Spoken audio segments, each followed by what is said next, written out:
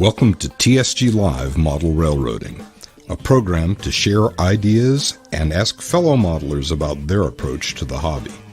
Sit back, relax, and prepare to be inspired.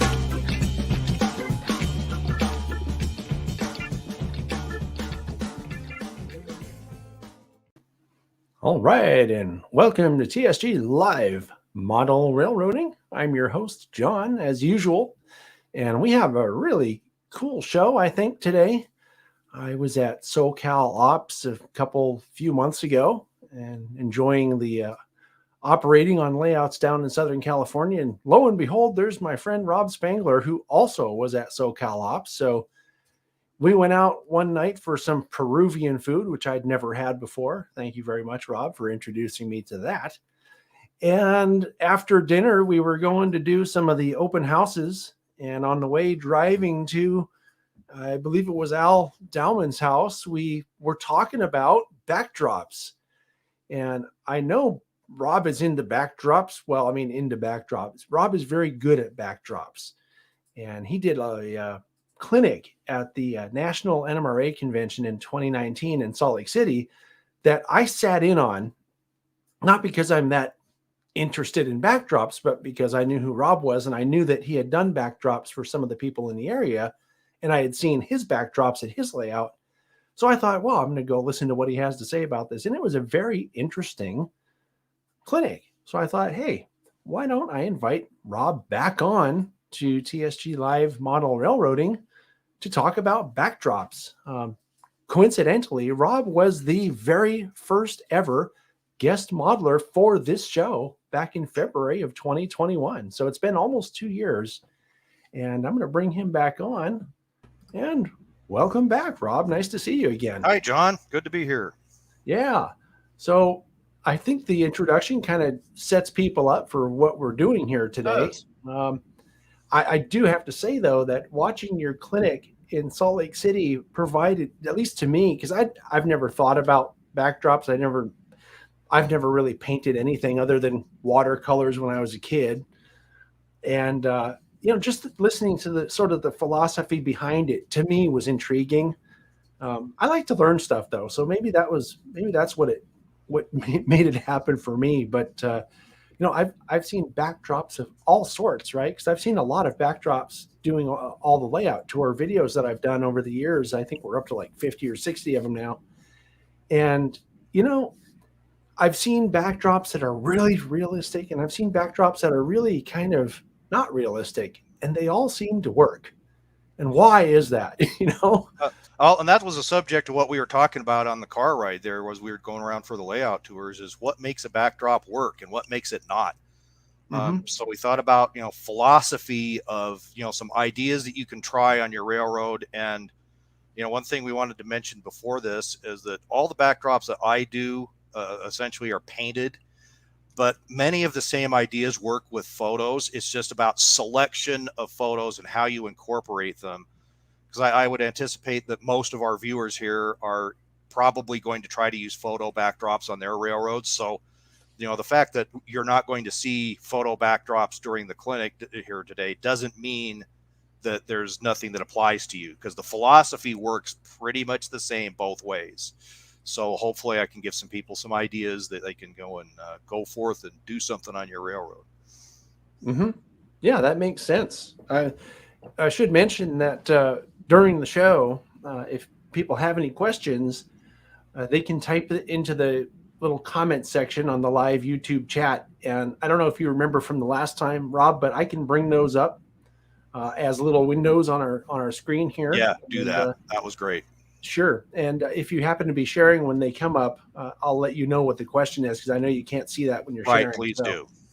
Yeah. So, I guess we might just jump into this and, see what happens, see where it takes us. Okay, sounds good. Yeah. Like I said, I do want to invite people to add those comments and questions to the chat, and I'll do my best to highlight them or bring them up if they seem relevant. Where do you want to start? I mean, I'm here to learn. So I just want to start by going through the photos. I mean, if anybody remembers what we did last time with the signature structure, it was just a series of photos and discussing how those worked with a project. And that's pretty much what we're going to do today. So cool. Get a screen share ready and go to town here. All right. Sounds like a plan. And as soon as I see that come up in my window here, I'll bring it up, and this ought to be good. Here's our first question, Let's Rob. go. Someone missed our Who missed our is this? introduction. Who is this guy? I worked so hard on that introduction too, and Heath has to come on here and screw me up. Well, So here, tell them what you think they ought to know, John. Here, I'll bring it up on a little ticker. I made this little thing. Here you go, Heath. There's all you need to know about Rob for now. And I see the window to infinity, and here we go. All right, we're going to bring up our photos now. Everybody ready? You ready, Rob? Here we go. I am ready. Let's go. There it is. Hey, it's a picture. I thought you said you wanted to talk about pictures. And this is some inspiration for my layout. One of the scenes that I've modeled. This is the Great Salt Lake Desert in northwestern Utah, and this track that you see across the middle is the Western Pacific. This is close to the station location of Dell. Mm-hmm. But what it goes to, well, one of the things beyond just backdrop philosophy is that, philosophy of designing a layout and creating something that doesn't have to be, spectacular or someplace that you'd want to go hang out on vacation. It's, I'm modeling this railroad, what's there? Mm-hmm. And so much of the Western Pacific across Nevada and Utah looks kind of like this. And, in the foreground, we can see a lot of texture, but once you get back behind the tracks a little bit, that texture sort of goes away and everything kind of blends into some muted colors. And so if we're trying to represent this, whether we're picking this out as a photo or we're going to paint this, we can see some just basic shapes. We can see some shadows from the clouds that land on the hillside in the background. And we can see the shapes and colors sort of go together between front and back. They don't have to match exactly, but a scene that's based on this on the railroad, turns out like this. And note that, this scene is really narrow. It's about 8 inches wide. It's only as wide as it is because of the aisle where we have to have operators pass by in the foreground that necessitated narrow bench work here. So there isn't a lot of information that the railroad can supply in 3D about where you are on the world. So that necessitates having a backdrop. But note that, this is HO, so you can kind of gauge how big everything is. That backdrop really isn't very big. And how tall is that? 12 inches? I mean, that's less not than very that. big at all. I mean, you can see that from front to back, the railroad is 8 inches wide at its narrowest right there. And so the backdrop is probably less than that. So 6-7 inches worth of scenery, but it supplies a lot of information, because without that, you wouldn't be able to tell anything about where you are in that 8 inches of 3D. Yeah. But with a very basic set of shapes, and again, you can see the shadows from the clouds there and the colors that are muted that match the photo, you can tell where you are. You can see you're in the Great Basin Desert somewhere, and you at least have some idea of where you are in the real world. But you don't have to throw a lot of detail at the viewer to convince them of the location either. Yeah, what's cool about this tool too is that it does exactly to the T what you just described looking at the photograph. You have lots of detail in the foreground, which is the physical layout, and it just the detail just kind of gets less and less as you look further and further away, right? I mean, the perspective is there, and you put the clouds there with the shadow on the hills and everything. It's just exactly what you just showed. So, wow. I mean, that's all we needed. Rob, thank you very much for coming, and I'll see you next time. See you guys next time. No, so if you're doing this as a photo, if you were taking that scene, if you'd taken that scene from the prototype photo and we're converting this to a photo backdrop to install on the railroad, the philosophy part of this that we're talking about today is think about how much of that you really need. You don't need a lot of height with it. I think that's a mistake that a lot of people make, is they think that, well, that backdrop has to supply a lot of information for me, so it needs to be big. And really, the taller that you make that, the more the horizon line forces your perspective off from where you would be if you were just standing there looking at the real thing. And it starts to look like you're at the bottom of a hole somewhere from track level. And really, the way that I look at these is, if you keep the horizon line close to track level and give yourself a good perspective where it really looks like you have some distance receding from you once you get your eye down to track level, I think that's more effective than trying to supply more backdrop information and making it tall. Right. Something else we talked about in the car, as I recall, on our way to the layouts, was having the backdrop not supply too much information anyway, because your layout isn't about the backdrop, it's about the layout. So it's really a supporting cast, if you want to look at it that way, right? Correct. And that's a good segue into our next photo. Next photo that I clicked past. I didn't even know that. Yeah, look at this. So this is also the Western Pacific in Western Utah. Can you see the mouse as it moves around the screen, John? Mm-hmm, mm-hmm. Okay, so right there, there's the track. There's the main line. It's actually a great pointer for this. So as we look into the distance here, what do you see? You don't see much. You see some basic shapes. There isn't even a cloud in the sky in this view. There's this hill in the foreground that has our detail on it. And the next scene that was modeled here is from a similar type of perspective, but the prototype for this is a few miles away. But this is based on a view across the WP tracks west of Wendover, just on the Utah-Nevada border, where you look south toward the Deep Creek Mountains and across some salt flats. Note that there's certain things that the backdrop has to supply here, because if you're looking across a salt flat, there isn't a space to model the salt flat on the railroad, so there's a little of that. And the very distant mountains that are big, we want to get across that this is an area that has big, distant landscape features to it. So as you look at the end of this aisle, you could see, okay, this place does go on forever. But note what we've done for some tricks here to blend this in, that you can't really see a backdrop joint, except for maybe right here, there's a little bit of one. But over here, you can't even see it. That's because this fill from normal viewer eye level hides the joint that's back here. Oh, I see. Right. Right. And of course, once we go behind the hill, that disappears. So we were talking about, the railroad's the star of the scene here. As soon as a train comes in front of this, your attention can focus right on the train, because there's nothing to really draw your eye back here. Yeah. It's just pretty basic. It supplies enough information that you know where you're standing when you're rail fanning, but when the train comes in, it takes over the show. Yeah. Right. No, that's good. It's having the proper priority, right, for the layout. So yep. Someone's asking. Sorry. Go ahead. To interrupt, Rob. Someone's asking a question here. They're asking, first off, is it your layout? Which it is. Yes. I can answer that part of it. So this person wants to know, how big is the layout?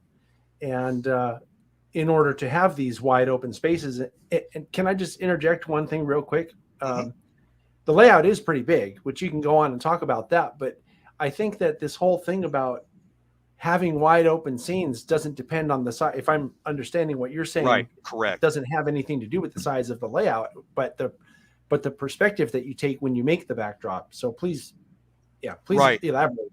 And that's something that that goes a little bit outside of our subject today, as far as the size of railroads and so on. It's about, the railroad here is about 30 feet square, but there's a lot of it that's this negative space.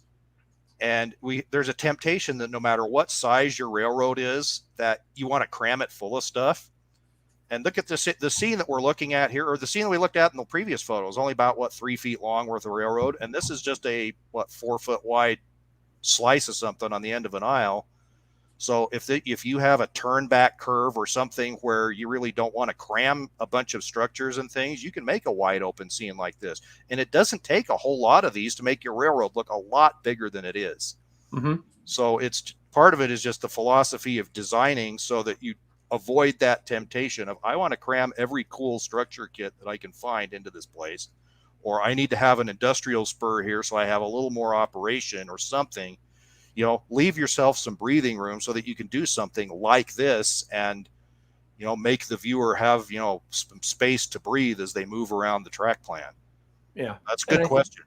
I think in the case of your layout too, because of what you're modeling, west of Salt Lake City, there's nothing out there anyway. So you have to have wide open spaces. You do. You have to have a lot of nothing in order to convey the feel of the prototype, because if this was crammed full of structures and industry, you really wouldn't feel like you were there. And we'll get into some other type of scenes as we get farther along that would work if maybe you had less space. Because if you're really crammed and you want to have a lot of operation in a small space, modeling an urban area or something with a different type of backdrop would be what you'd want to go for. Right, exactly, right. Because you can't take like our friend Chris Brimley has the Hudson Terminal. He can't use this backdrop on his because it's completely out of place. But so I mean, there's a level of appropriateness too, right? Right, it's a city. So he has a little 6 foot long scene in N scale, and it's a city.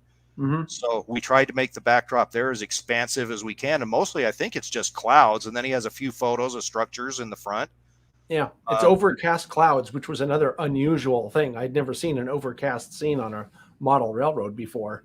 So the backdrop supplies sky and a few building shapes, and that's about all it can supply. But it makes the foreground scene as big as you can possibly get it.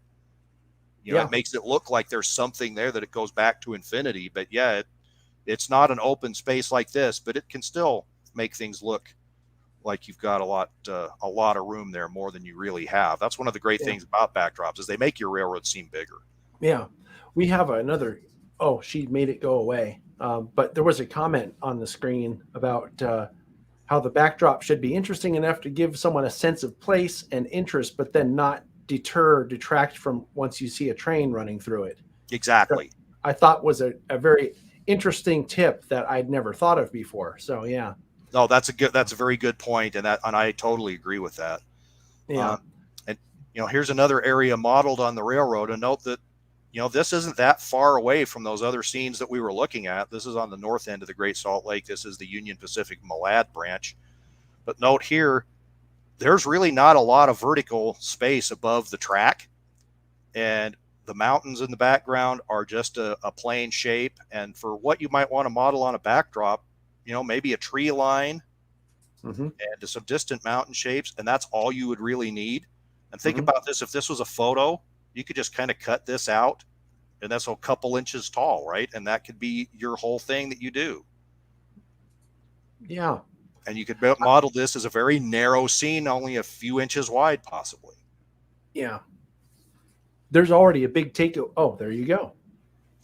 And so this is a 1 foot wide scene that models this farm country. And this is a little deceptive here, that this scene has a big industrial area off to the left where a local freight works, and just to the right of it is a large engine terminal.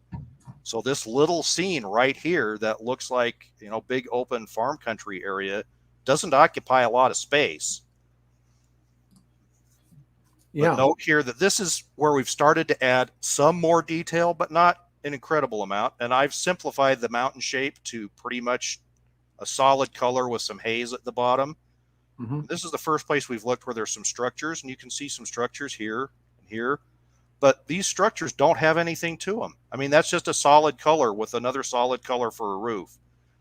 This structure has it's just, once you start looking at it, each side of it is just a solid color, and this is just mostly acrylic craft paint, so you don't have to worry about mixing the colors to any extent. It's just very simple stuff where half a dozen colors of acrylic craft paint create just some shapes. And of course, if this was something that you were modeling from a photo, you wouldn't even have to worry about that. But note that this in this area, you could say take that from one photograph, you could take the rest of this from another photograph, you could layer them together, stack them up into what you wanted if the one photo you had didn't supply everything you needed. What's interesting here, two things. One, you just made shapes, right? But I know that's a farmhouse. It's just shapes. It's like a couple rectangles and a triangle for the roof. It's a farmhouse. I can tell it's a farmhouse. That looks like a farmhouse to me. And if you're familiar with 1950s and 60s architecture in Utah, the big wide chimney with the 3 chimney pots on the top, there's a bunch of these. Yeah.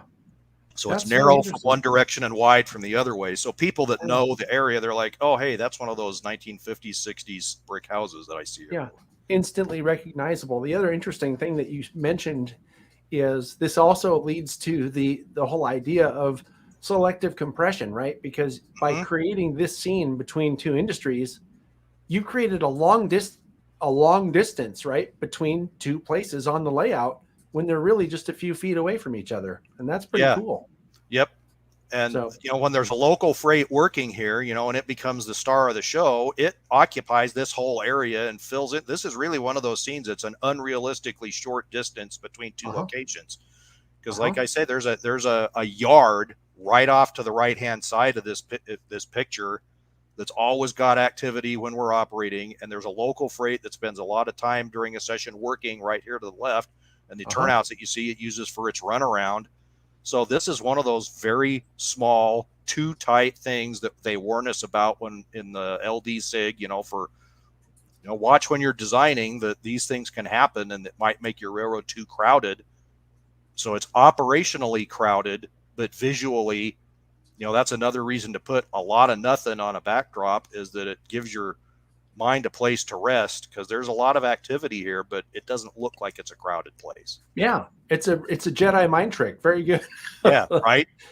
Yeah, there's another comment or question, I guess, on the screen here that late night model railroad, that's Joey in New York, wants to know, or is saying, also the color and mood of the backdrop. I'd imagine you want to tie into the foreground scenery. And the second part of this is, do you plan your backdrops first before foreground scenery? Which I think is an interesting, which comes first, the chicken or the egg? Yeah, those are both really good questions. I'll take the second one first. The design of the backdrop and the foreground scenery I do together. As I do a lot of design in 3D. I don't like to, do a CAD drawing that has every single thing planned out in it. I finalize a lot by mocking things up. And so as I, sit buildings and cars and track around as I'm designing a scene, I'll design the foreground and the background at the same time. So it's all a holistic, process, so that I can say, okay, I know what this grain elevator is going to look like in context, or I know what this yard's going to look like, because I can kind of mock the scene up around it. So that all gets done at once. So the other thing was the colors. Yes, the color planning is something that takes a little bit of thought. I can give a plug for a book, the Mike Danneman book, available from Camback Publications, on painting model railroad backdrops, I think is excellent. And he has some good ideas on there on what colors and so on to use, and I would recommend that. And there are some books that you can pick up online, and lessons that you can pick up online that show how to mix colors. That goes way beyond what you can really teach anybody in a clinic like this. But simple color formulas that let you match the foreground scenery materials are a must. And sometimes what you have to do is ignore the specific colors that they might have you use in a how to paint type book. Because those things get too bright, and you may have to compromise what a professional artist would tell you to do and use for colors, because you just can't make that work with what you can buy from Woodland Scenics or Silflor or one of the scenery companies. You have to tailor the colors to what you can buy out of a bag of scenery products. I think we talked about this in the car also, which is something about using subdued colors for that exact reason. Because if your backdrop, and this is my impression of what you're saying, if your backdrop is too good or too vivid or vibrant, it's going to take away from the scene that you're trying to tell the story about on the railroad. It's like having a supporting cast actor overwhelm the lead actor. That's true. And that's really one of the dangers that people can get into with photo backdrops too, is that you think that, wow, that photo's great, and look at all the information that photo has in it, and the photo ends up upstaging what you put in front of it. And then your whole railroad has this kind of uncanny valley kind of disconnect to it, where you look at it and you may not be sure what's wrong, but something's really wrong there. And professional artists trap themselves doing this all the time, because I see them try to paint a backdrop for somebody, and they will do this, fully realized, fine artwork, and then it looks awful when you put a railroad in front of it, because they just don't think that it's shouldn't upstage what goes in front. So deliberately taking color saturation and detail out of the backdrop, is something that we can wrap our heads around as we experiment. And with photos, there's photo editing software out there that kind of makes a photo look like a painting. Right? I think we've all seen that.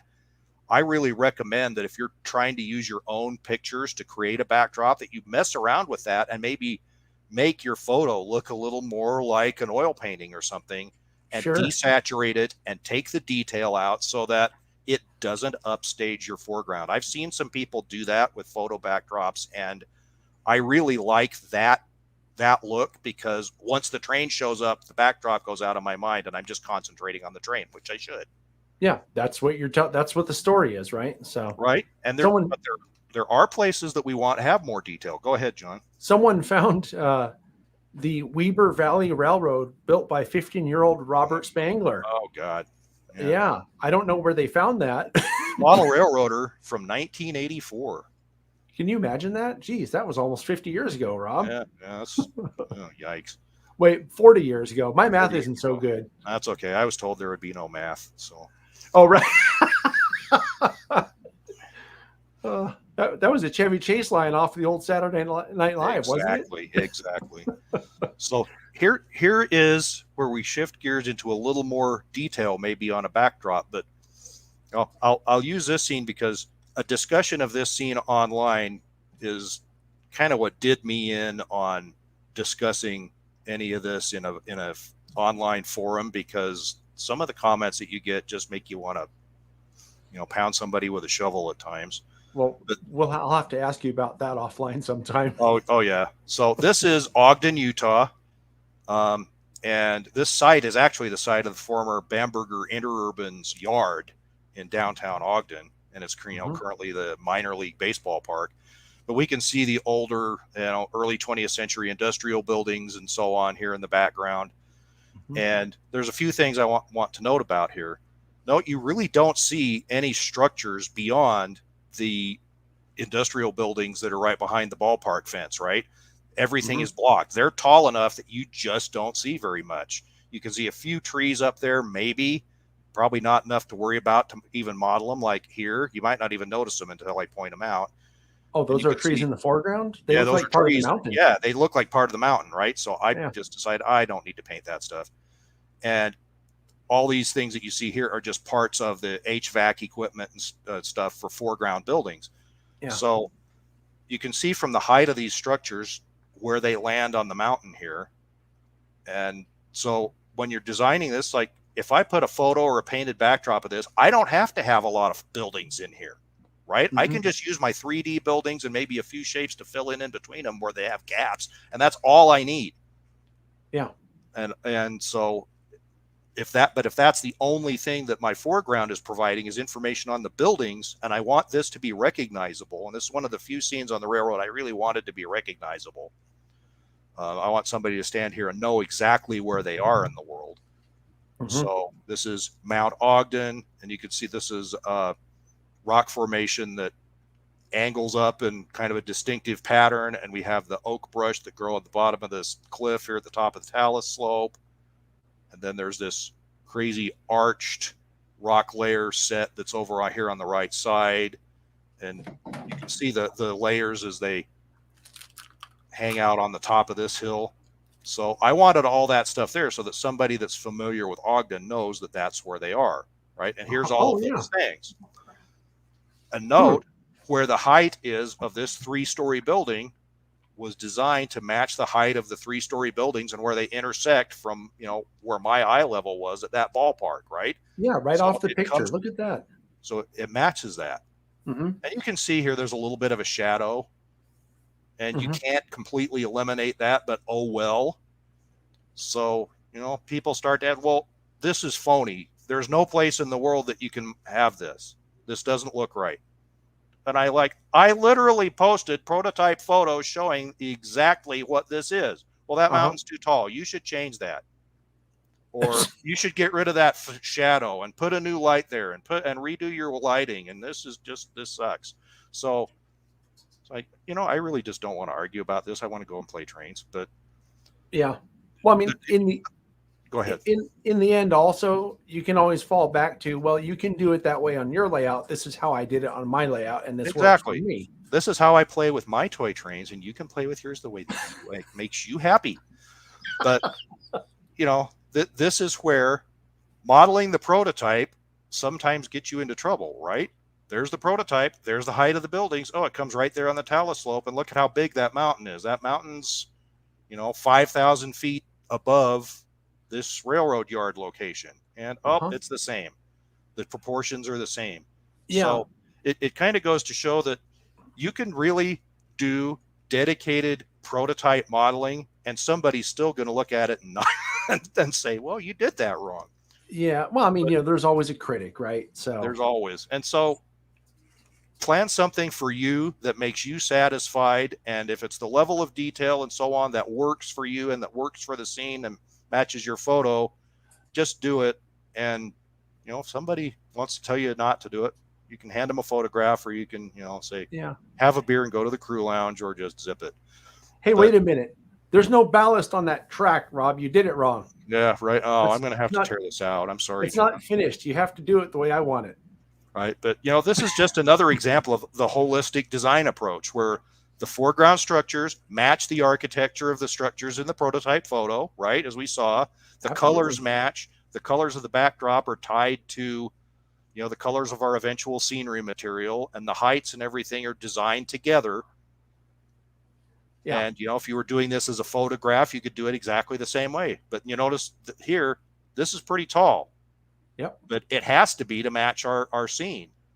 So if you were trying to get photos printed for that, you'd have to keep that in mind. It's like, that might be a little more expensive print job, because if I'm going to really match that prototype, I need to go bigger at this point, because those other backdrops were mostly pretty short. Yeah. So there's a question. Different philosophy. Go ahead. Yeah, there's a question popping up here. Ed asks if you paint whole wall backdrops or shorter, more traditional heights, and what do you recommend? I don't understand this question. Oh, or is he just talking about, is it better to do something like this that's big, or better to do something that's smaller? That's what it sounds like. Yeah. And I think it really depends on the scene. And that's why I've included these different examples, because for most of the railroad, having the distant scene with things that were small, because you can see from the prototype photos that we tried to maintain about the proportion of heights that you would see when you were there as a rail fan looking across the track. So if the prototype is big, go big. If the prototype is small, go small. Let the photo be your guide. Something I'll say, Rob, about that picture you were showing a minute ago. I'm not from Ogden, so I wouldn't recognize this, other than that's obviously the Wasatch Mountains, because I know enough about Utah. I've been there enough to know what that is. The mountains just are there suddenly. But if I were from Ogden and knew about this baseball diamond and had stood there where you took that picture, and then I saw that on your layout, that would give me such a strong buy-in to the story you're telling, because it's like, I've been there. Like, I've stood there and I've seen this, and that looks just like it. There's something, I think, about layouts that have scenes like this that make me just want to experience the entire story that the layout owner is trying to tell. So I think that's a very powerful scene right there. I mean, I don't know. I'm sure you must realize that, but it's just, that's the reaction that I have to something like this, especially after seeing the prototype picture of it.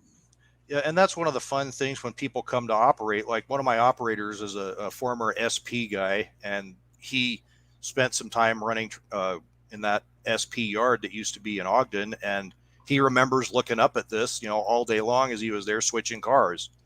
So like, to him, that's like, it brings back memories of working the prototype yard, because it's like, I know what that looked like, and this looks just like the experiences that I had at work. Exactly. There's another question. Heath is asking if you have the prototype photos handy on the layout. I don't remember seeing them, but do you have prototype photos at the layout that people can look at and go, oh, this is where I am? If people ask for them, I bring them out. I kind of store them under the bench work. I do have some albums of them, because that's what I use when I'm doing this. But I don't put them out there unless people ask. Right. I figure that we're there to look at the trains, and if anybody wants to know further, then we'll go into the rest of the story. But sure, for the most part, we're looking at trains. And one of the things that, before I move on from this photo, is that oftentimes when people look at a scene like this, they're so engrossed in the trains, they don't even know where they are as far as the rest of the scene. One of our friends at work lives right at the base of this mountain here, right under that talus slope there behind that grocery warehouse. Mm-hmm. And, she was standing, with her kids there in front of this and looking at it. And I noticed she didn't say anything. Like, so do you know where you are? And she starts looking, like, oh, I'm just downhill from my neighborhood right here. I was so busy looking at the structures and the track and everything, I just didn't even notice. Yeah. So, that I think that's maybe even a good thing that the trains are the star of the show. And even if you have a prototype backdrop that's detailed enough to really look like the place that you're modeling, you want the people to look at the trains. So would you say then that good backdrops are the backdrops you don't notice?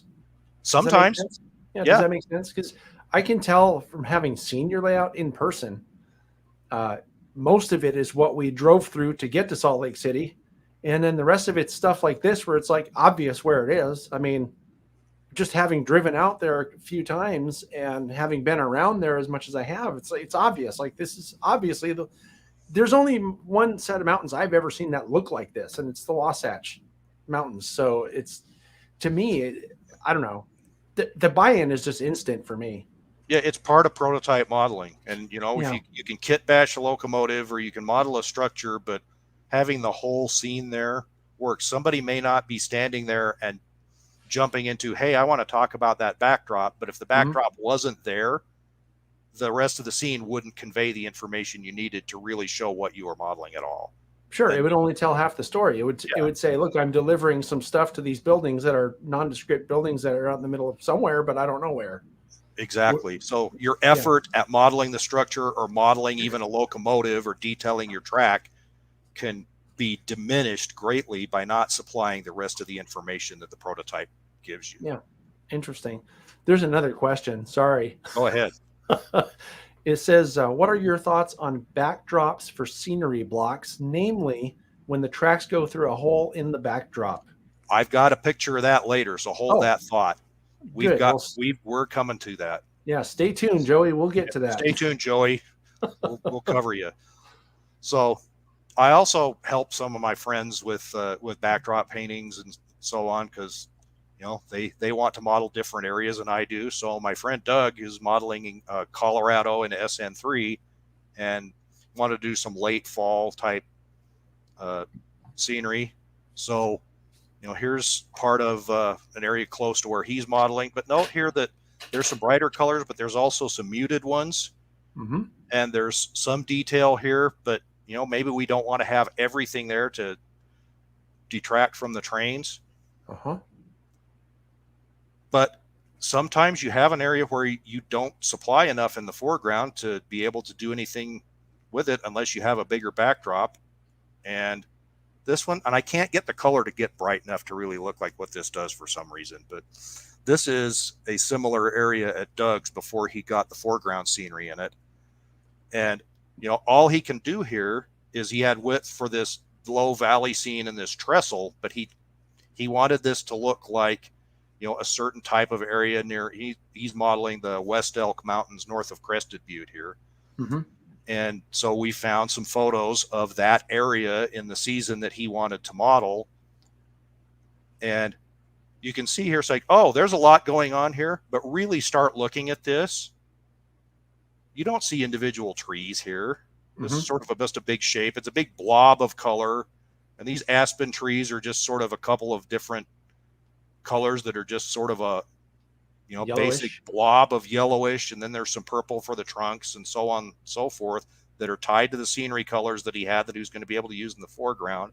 So it shows where you are, but again, it's where it's resist the temptation to make this the star of the show and just let it supply information that tells you where you are until the train shows up. Yeah. Something else interesting about that scene, at least to me, was how different that is from the one prior where the Wasatch Mountains were, because they're completely different. That's what I was saying before. Like the Wasatch Mountains, look, there's only one set of mountains that looks like that.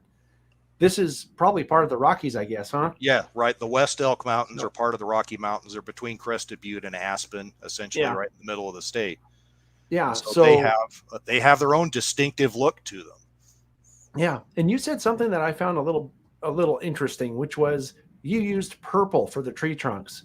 Mm-hmm. There's no purple tree trunks, but when they're into distance and there's haze and, depth of field issues, or you just can't see too well, muted colors can turn into colors that you wouldn't expect to see, right? So the purple works.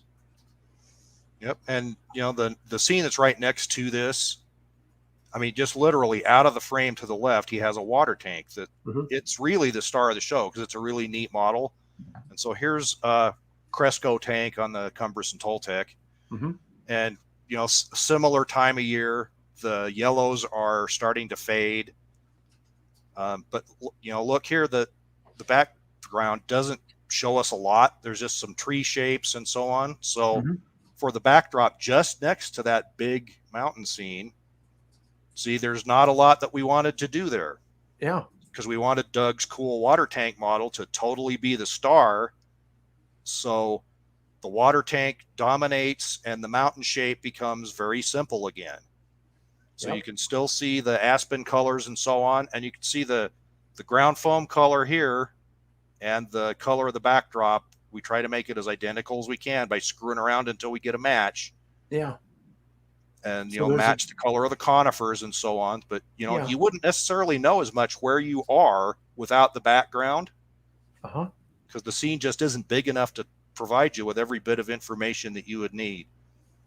I would have guessed Cresco because I've seen Cresco on my friend Dave Adams' layout, and it looks a lot like this too. So, yeah. And so this area is, the prototype of this area is not close to Cresco really, but the colors are pretty similar and the shapes are pretty similar. So using some photos of that, helped, create this.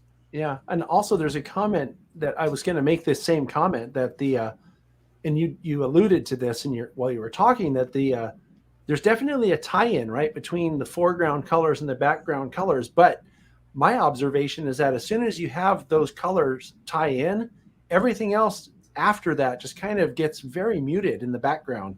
Yes. So very cool. So here's from another French road. You guys should know this. Everybody should know this. Tehachapi Loop. Yeah. Know that very well. But compared to, say, the Utah area that I'm modeling, we've got some similar colors here, but the vegetation is totally different. Yeah. You have foothill pines and various types of oak trees. And unlike the oak brush on the Wasatch Range that, little short plants that grow out of multiple stems from a same root system, or aspens that do that, or conifer forest in the Rockies that has overlapping trees, there's not a lot of overlap here with these foreground trees. But we can see in the background, they sort of start to merge together. Mm-hmm. But, you have a forest back there, but you can't really model that forest or paint that forest because it all just sort of blends into one purple mass of something. And you can kind of see some ridge lines and things here where enough of the tree shapes merge together where it sort of creates a line.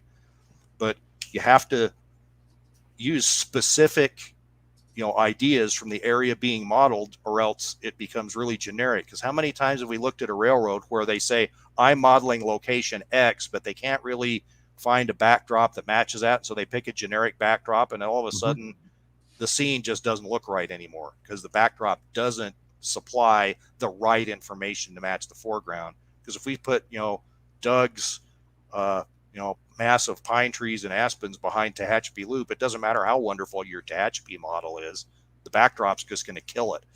So it has to model what you're specifically doing. So and photo selection helps. I've seen layouts like that too, where they say, this is such and such a place, right? And I've been to such and such a place, and the layout looks nothing like it. And I immediately, it's not that I don't like the layout, but my buy-in is gone. I'm just like, Yep, this doesn't it look. does the same thing to me. It's just another Yeah. aspect of prototype. It's like you're saying that you're modeling, say, the Conrail in Pennsylvania, but you've got a German passenger train sitting there or something. It just takes your mind away from what you're supposed to look at, and all of a sudden you have this disconnect. It's like something's not right here. If you took it personally, you'd be insulted, because it's like, you think I'm stupid. I've been to Tehachapi Loop, and that doesn't look like, or whatever. Yeah, sure. And so here's a start of the backdrop at my friend Pat's house, who's modeling Tehachapi.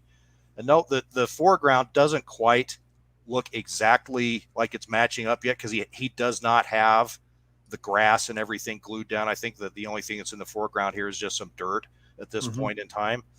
But you could see that I had to use a different approach here to create Tehachapi vegetation and so on than what I would if I were modeling my own home railroad. And just like the prototype photograph, you can see that everything just sort of blends together into some basic shapes the farther away that you get. And again, if you were picking photographs, you'd probably want to find ones that kind of look like this. And sometimes, when you're painting, you've got to know what colors they're using in the front. Have that stuff sitting there so that you can get the look right. So when it gets glued down in front of this, it creates the right appearance. And so, here, there's the same mountain that we were just looking at, right there. But now that we have some grass in place and that we've modeled some of the oak trees, Pat and his wife and his grandkid were modeling oak trees and planting them around. So once you have the scenery materials in place, the backdrop looks different. And see, this is from a different perspective than standing in an access hole in the middle of the loop looking at a scene up close that you'll never see. So you would design it so that, okay, when we're done with this scene and you're really standing in the operating aisle or the viewing aisle, what are you going to see? Yeah. And this is clearly, I mean, having been to it many times myself, this is clearly Tehachapi. It's a small version of it, obviously, but that's because it's a huge place, right? It has to be compressed. But that's obviously Tehachapi Loop. I mean, the background looks like the Tehachapi Mountains, and the foreground is, obvious.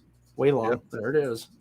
And when you're painting trees in some place like this, realize you're not painting the background of a California black oak.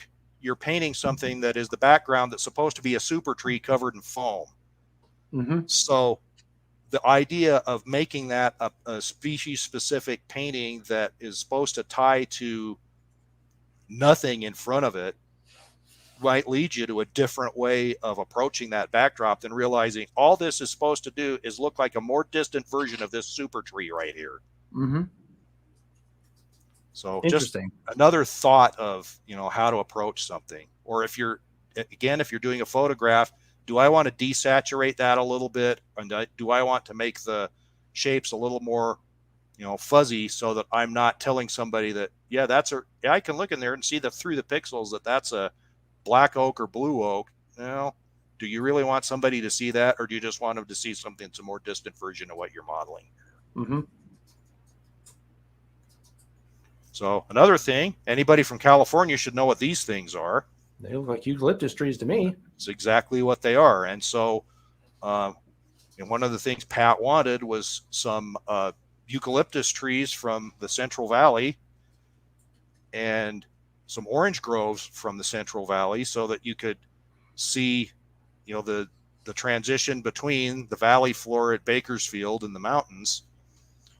And so, I don't have eucalyptus trees where I live, so I had to, I've been in California often enough. I know what they look like, sort of, but it's like I need to print some pictures off and figure out really what I need to capture here.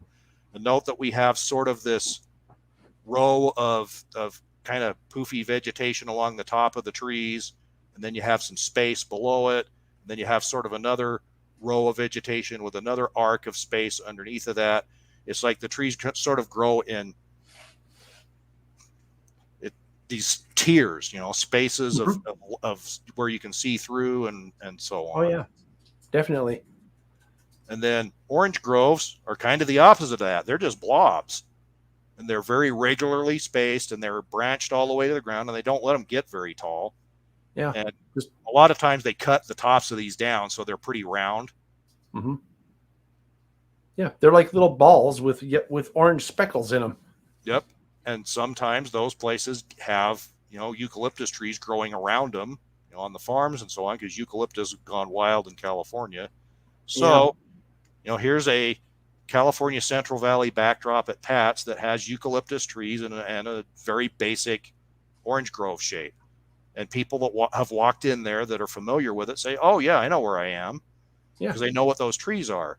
And they know there's only one tree that looks like that, and that's a eucalyptus.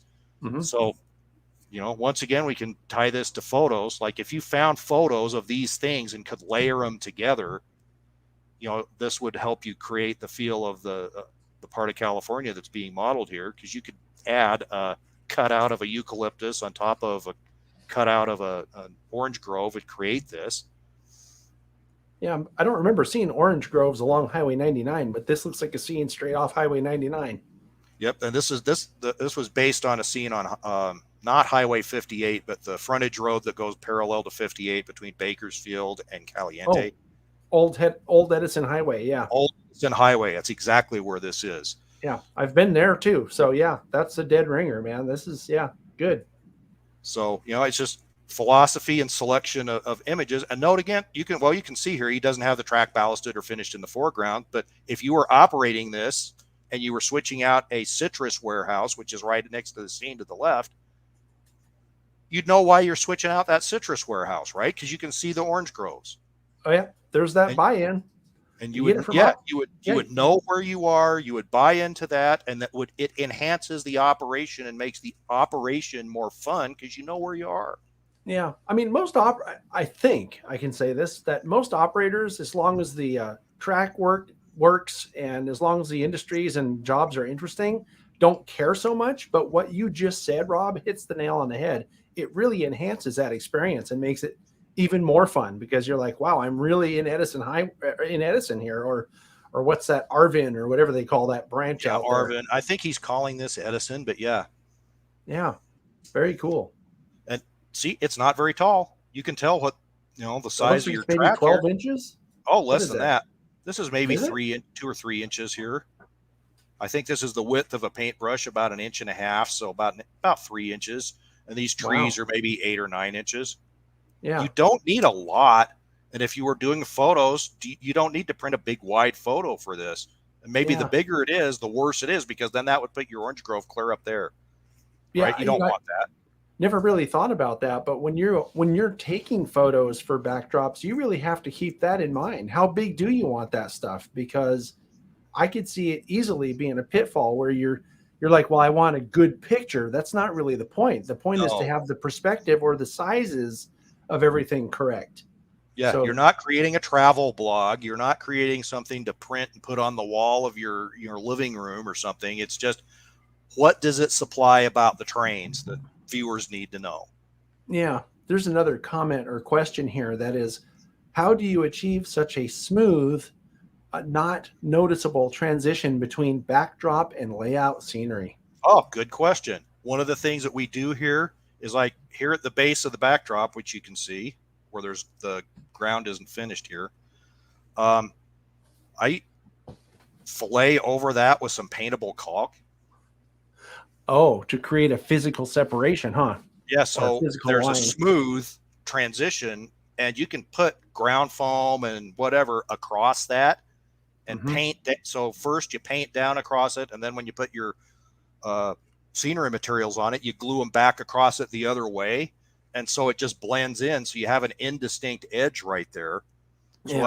So like right here at the base of these trees, which is the first place that we actually did any static grass or anything, it just sort of covers that little fillet of caulking material, and that's where the transition comes in. There's a physical separation though, because you've added some thickness or depth to it by putting the caulk on there. Well, the caulk just provides fills the gap is all it does. That's interesting. I've seen on some layouts where people have taken a like a cutout of a mountain shape and pasted it or attached it onto the wall, and then another one that's also 1/8 of an inch thick on top of that to give little separation or what's the word for it? I guess depth to depth. Yeah, and it's really that effective. can work too. Yeah, and then here, where you have a very not very deep scene where you want it to blend into the backdrop, something like the caulking, just lets you do a smooth transition where your scenery materials can kind of glue right up against the backdrop, and you don't see a joint, you don't see a crack there. Mm-hmm. And one of the other things with that is that expansion and contraction, like this is masonite, and that expands and contracts sometimes with humidity and temperature, and might do it at a different rate from the scene below it. And having flexible paintable caulking in there keeps that gap from showing. Like, how many times do we go to a layout and we can see a blue crack along the top of the scene where it meets the sky? Right. Or there's a mountain above that, but there's that weird blue crack in there because the differential expansion and contraction caused it to pop loose. And something like a big thick bead of paintable caulking prevents that from happening. Right. So it preserves the backdrop in for a number of years beyond where just a plain scene would. Mm-hmm. So here's another scene that we modeled. See, there's the model, there's a prototype, but there's a little different way of thinking about this. Another friend's railroad here locally, and he wanted to model a sort of fictitious city in the Pacific Northwest, and he wanted people to recognize it as Portland-ish. So this is looking east from the prototype Portland toward Mount Hood. We can see the multiple layers of hills that recede back off into the distance, and this has an earlier in the year look to it before a lot of the snow has melted. But initially, I had printed off some photos and drawn on a much reduced mountain size like this, and the layout owner didn't care for it. He's like, I want that bigger. Says, I know that what you stand there and see, but I want something that is more stylized, that the layout owner is kind of a fan of the George Celios philosophy of city modeling, and he kind of wants it to be big and in your face with the buildings and everything. So we made a bigger Mount Hood, and here's his passenger terminal and the beginnings of some structures and things that he's going to put there. And so there'll be some foreground buildings that'll be taller and things like that. But he's like, since the rest of the railroad with the urban scenery is going to kind of be exaggerated and big, let's make Mount Hood a little more exaggerated and big. And that way it ties in with the rest of how he's thinking about how he's doing his scene. So we have a bigger version. Yeah, it's an interesting thing to think about, because if you're in Portland and you look at Mount Hood, you don't see this little thing far away. You see this. I do. I mean, when I'm looking at something far away like that, my mind makes it bigger because it's how big it actually is in real life. So this actually works. That's what he was thinking, because I had this like way down here, right? I had this just like the photos, and he didn't like it. He's like, no, that just doesn't convey what I want, because this is what you see when you walk in the train room doors. This is the scene that's in front of you. So let's make this, something that's really in your face, that shows you exactly where you are in the world. And it gives you the setting so that the rest of the railroad is in this context. Like, that you're in the Pacific Northwest, and that's the Portland area. Just out of curiosity, does he call that location Portland, or? No, he calls it a fictitious city name. Oh, okay. Then it really does work, because now if you were modeling Portland per se, like actual Portland, then having it smaller would make a lot more sense, because you're like, well, that's what it looks like. So yeah, it really works basically as a location finder in a general region, right? As opposed to Portland. Exactly that, and that's what it is. Because his city that will go around this will be, well, if anyone's familiar with George Celios' Franklin and South Manchester, you look at it and you say, well, that's pretty much like a Boston or someplace like that, an older city in the Northeast. But it has his own distinctive look that is there. It's like it gives you the feel of the place, but it's not really that place.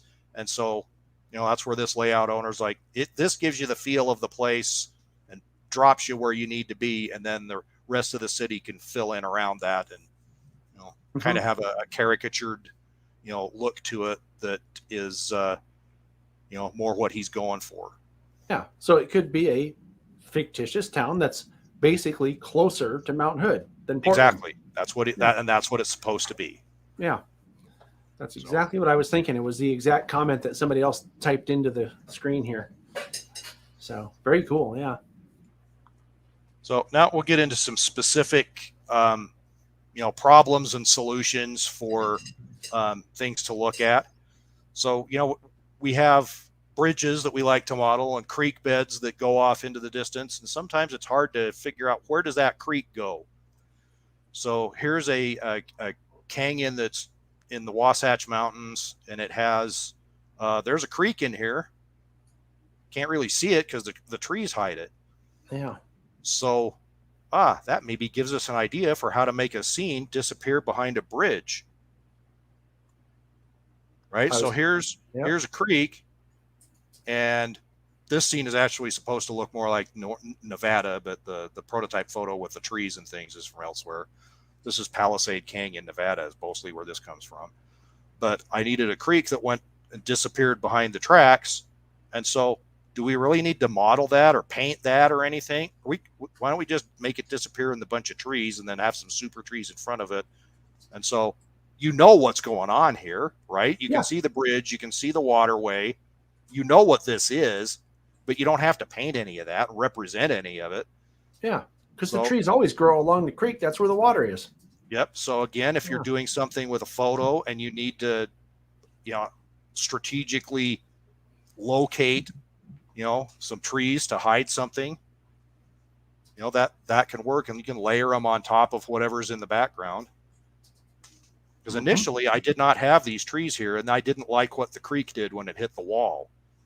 I thought it lacks the depth that I need, because it does not show the creek receding into the distance the way that I want. So I updated the backdrop to add these trees into it, and now it looks like there's some more depth and that there's some better context to what the 3D model is. And this scene's really shallow. This is like 10 inches across. Yeah. This is also Palisade Canyon. The train in here is crossing the Western Pacific side. And note here, not a lot of trees, right? This is the Humboldt River, which doesn't always have a lot of trees around it. So, well, now what do we do? If we got to intersect this river with the backdrop, how do we hide this stupid thing? And compared to where I'm modeling in Utah, there's more sagebrush here, so the color's a little more grayish in this photo, but the color on this photo, it would be much more like what I'm modeling depending on the time of year. If we got later in the summer, you can see the grass here is still greenish. If we got later in the year, it would turn yellow. Yep. This looks like an early in the year time, like a springtime. So here's a very similar scene that's modeled. Note that the backdrop joint, you can see the green stuff growing around the river here, but the backdrop joint is hidden by the bridge. So I just planned it so that your typical viewing angle from the aisle, you don't see where that big wide river runs into the backdrop. There's just no place to hide it. So it's a butt joint. So what? You have to live with it, but you can't really see it unless you move your head around and specifically start to look for it. Yeah. And it looks like I'm trying to look more carefully. It looks like the background and the foreground intersect on that line coming down just to the left of the tunnel, or over the. Yeah. Okay. Right. That is. And there's our caulking again, where it rides that fillet so it doesn't crack. Yeah. Yeah. Just turn it into a hill line. That's interesting. I saw someone else do that where it was interesting. It was recently, I was in Greeley, Colorado, and we did a layout tour at a guy's layout where the person who did the backdrops actually used a crack in the wall as a mountain line, not lion, a line in the, like a line like that separated one mountain. right? One mountain from the other mountain. It was because it was a cement wall, right? Or a concrete wall where you couldn't get rid of the crack. I mean, you could fill it in, but it would just crack again because it was obviously Right. where it naturally cracks. So he just made that a line that differentiated a foreground mountain from a background mountain. It looked really good. Yep, that works. Use things to your advantage like that for sure. Yeah.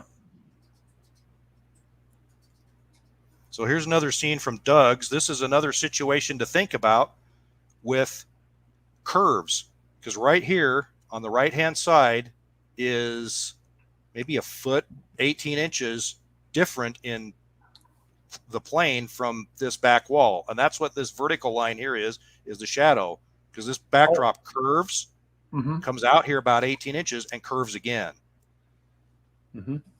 But then you can see where the track kind of makes an S bend here around the curve in the wall. So this is one of those types of places that can mess you up, because if you don't think about the perspective right, or if you try to wrap a building or something around a curve like this, it's going to look really bizarre, because you don't have a building with an S curve in the middle of it, or you don't really have anything in looking at a prototype background that has an obvious curvature. It's all just kind of looks like it's sort of the same distance away. So adjusting the light as you're painting and trying to avoid obvious shadows that make it look like there's a bend there, and doing some other things like this curve of this tailings dump. So they see there's the edge of the model tailings dump right there. And he couldn't continue it because he ran out of space, right? There's no space behind the retaining wall to put anything to model it. Oh, that's painted? So from here on over, the tailings dump is on the backdrop. Oh, wow. I mean, that's a seamless transition, at least in the photograph. And in real life, you can't see it. Yeah. And then there's another tailings pile up here. Yeah, so I got to get back to Doug's next time I'm out there, because it looks like he's done a lot of work on his layout. Yeah, and he's done a lot of work since this photo is, I think, a couple of years old. Yeah. But the idea is put some things in here to disguise the fact that you've got these weird corners, right? Because this corner here is really, really sharp. It's about as sharp as you could get masonite to bend without it cracking. So it's really tight. But do things to try to fool your eye into not looking at the fact that you got a weird bend in your wall right there. And again, that doesn't serve to attract attention to the backdrop. It serves to make your foreground retaining wall and tailings pile and mine scene look the best that it can be. Yeah. You did a really good job with the perspective on this, because without you explaining that that's curved masonite, it would take a while to figure that out. I mean, the shadow is the giveaway, but looking at just the perspective on the painting on the backdrop, you can't see it. It looks like as good as a flat wall. So that must have been tricky. It was a little tricky. And I could say in photos that we show here where you don't have the whole railroad contact, things like the shadows stand out a lot more than when you're actually in a room. When you're actually standing in a train room and your attention's focused on the trains, and we're not drawing your attention to, oh, by the way, look at this, which shows there's a corner there. Yeah. You're just looking at the scene as a whole, and that stuff starts to disappear.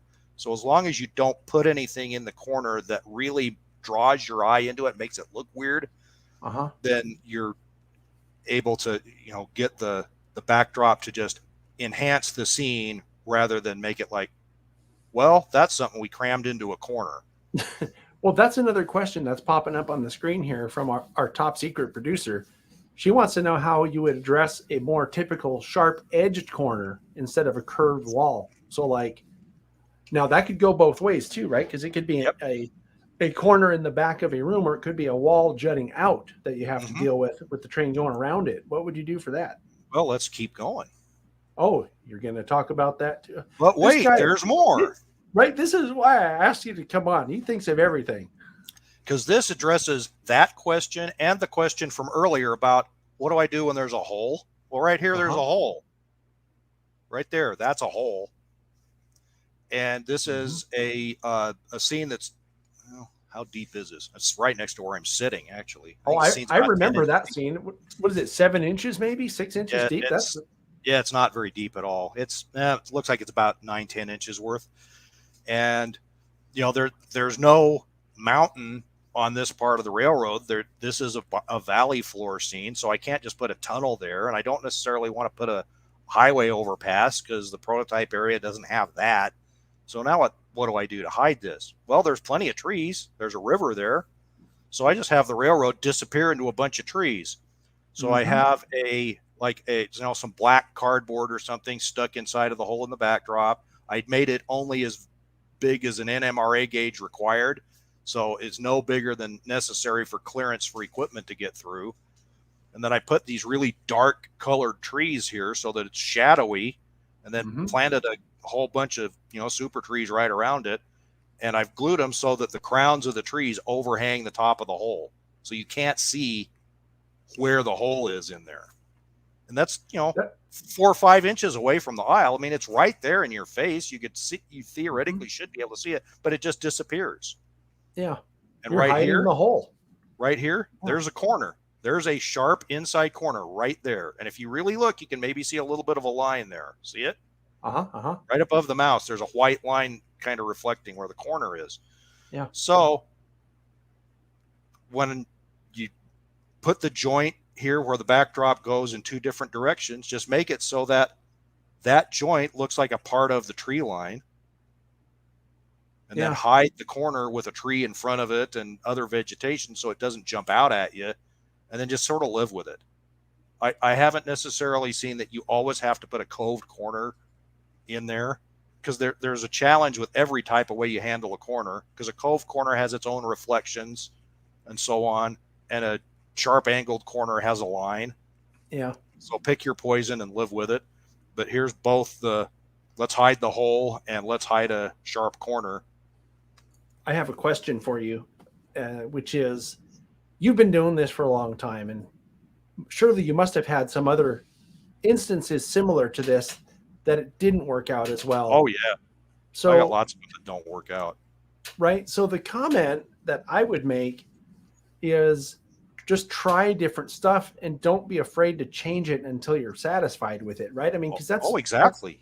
That's what it's only paint. Right. I mean, how often? And one of the things that I like to do is I paint stuff like this with a basic set of colors first, where I'm not trying to do a finished thing. Like I'll just paint like a solid color. Like here's my green backdrop or fascia color. So I might paint the tree line here with the fascia color first, just to test the shape of it. And then see if I like it or if I don't. And then if I don't, then I cover it up with some blue and change it. So I do that all the time. Like I'll paint something. It's like, this stinks. I don't like this color. I don't like this shape here. This doesn't work. And so I'll paint it over and try it again. And I don't put the final colors and shapes like, what you see here on top of it until I'm satisfied with the basic shape that I put behind it.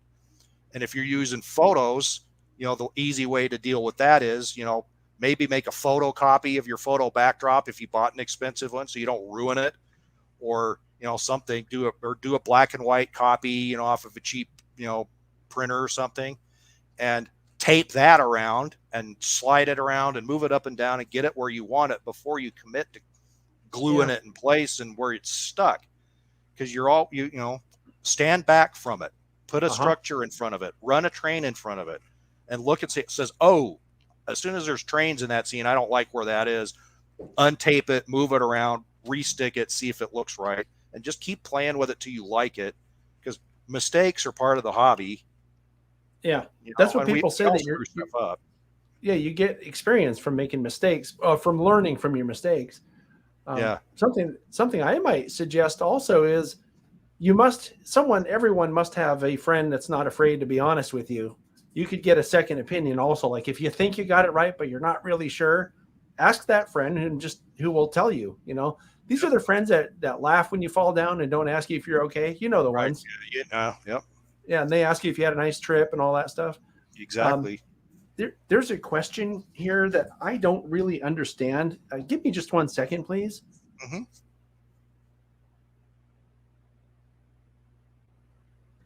The question on the screen that I don't really understand, maybe it'll make sense to you, is my layout is a shelf layout on standards. I do not have room to hide the standards. Any thoughts on hiding the standards when I cannot hide them physically? I don't know what the standards does he are. mean like the shelf brackets or something like that? Oh, is that what you call shelf brackets? Oh, okay. He says it here. A standard is the post on the wall that holds the shelves. Oh, okay. Those things, the vertical part. Oh, okay. Yeah. Okay. One thing that you can try to do, I've seen people do, is like you could put a backdrop in front of those that's like a piece of styrene, attach it across those, or a piece of masonite or something like that. That's usually how I've seen that's pretty effective.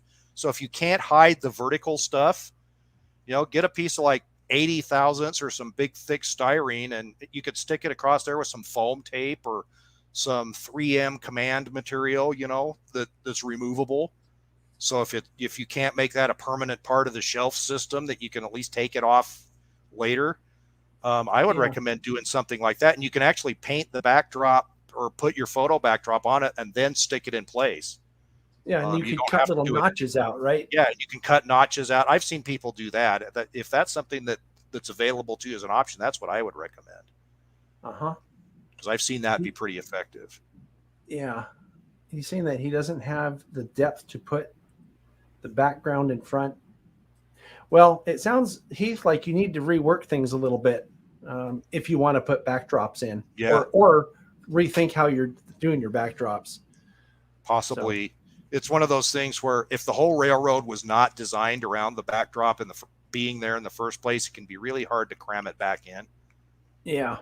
So it may require a little bit of a thought process to change how you're looking at it a bit, but good luck. Report back when you're done, I guess. Yeah, let us know how that goes.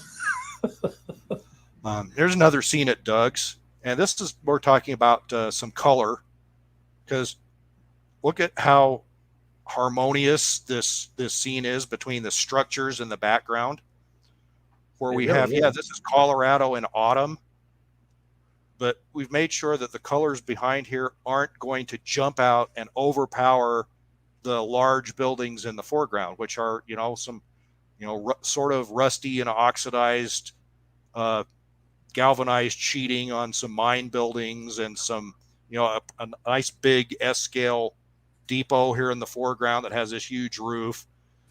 So we could create a scene here that maybe had more trees, or a scene here that had some other different idea from it, but it wouldn't make this town blend in with its surroundings nearly as well, because there's not a lot of vegetation here. This is an area that's been pretty roughed up. It has tailings dumps and the trees are gone, so the backdrop here has these muted colors and a lot of grays, and not a lot of vegetative colors, just enough to where if what the scene looks like around the corner from here, that has the autumn scene, that that this is part of it.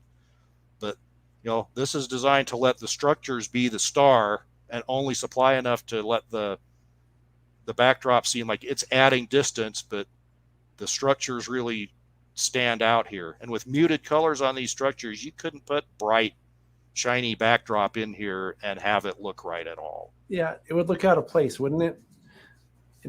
Did you actually match the gray on the mountains in the background to the grayish colors on the telegraph? I did. I kept mixing it up until it looked like it was, the right thing to blend with our foreground scene. And you can see some other colors in that backdrop that sort of tie to, what's in front of them here and there. Yeah, I see some brownish on the distant mountains in the middle there. Right, and there's a little more brown in the mountain here because there's some brown in the foreground scenery. Yeah. Yeah, that's interesting. I'm not sure I would have thought of tying in like that, but that really does put it makes, it's harmonious, right? There's nothing out of place. And, when we see color photos of, the narrow gauge railroads in some place like Colorado that date back to, at latest, probably the 1950s for, before the narrow gauge started to go away, very little of it survived past then, except for the San Juan extension. Those photos didn't have real vibrant colors in them. So if we're picturing what the railroad looked like in color. Oftentimes what we think in our head is what we're seeing in an old, Richard Kindig photo from 1950, which, color then wasn't the greatest. And thinking of that old world in a vibrant color palette that might be what we would see, with a digital photograph taken today, it's just hard to picture that. Yeah. So making something where the colors on the railroad model sort of look like those old muted, slide film from the 50s. It helps create the feel when you're standing there. It's like, yeah, I'm looking at at the type of railroad I'm used to seeing in a book on Colorado. Yeah. The it's a CNS fallacy. RGS. Yeah, it's a fallacy, but it's another one of those Jedi mind tricks because the world was vibrant back then. We'd only know it from the photos, like you're saying. So it's an interesting thing to think about. There was a movie, actually, the movie Tombstone. You remember the movie Tombstone? It had Val Kilmer and Kurt Russell, right? They did something really different with that movie, and that was what they did. They made it very vibrant, and they're like, well, that's what it really looked like back then. You just don't know because things were black and white in pictures and stuff. But it's not like people didn't have color to their skin back then, So it's an interesting, I think, I don't know, I guess kind of a dichotomy really when you think about it, because you're basically putting someone into a scene or a time, right, by making it look like something that it didn't really look like, but that's how we know it because of the pictures we've seen. Yep. Well, and it's something that they do in the movies all the time. Like they're, period films that desaturate the colors intentionally, right? So that they kind of match what you would think from a newsreel or a color film that was made.